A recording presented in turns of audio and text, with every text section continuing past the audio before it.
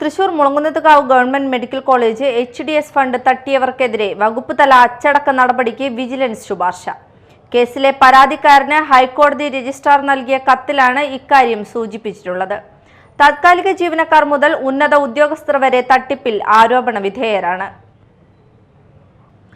Thrissur Mulankunnathukavu government medical college HDS fund തട്ടിയ കേസിലെ കുറ്റക്കാർക്കെതിരെ നടപടിയില്ലെന്ന് ചൂണ്ടിക്കാട്ടി പരാതിക്കാരൻ ചെറുമനങ്ങാട് സ്വദേശി ലിബിൻ കെ മോഹനൻ നവംബറിൽ ഹൈക്കോടതിയിൽ ഹർജി നൽകിയിരുന്നു.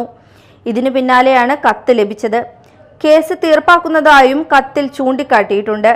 2023 ജൂണിൽ അന്നത്തെ ജില്ലാ കളക്ടർ കൃഷ്ണതേജയാണ് HDS ഫണ്ട് തട്ടിപ്പ് കണ്ടെത്തിയത്.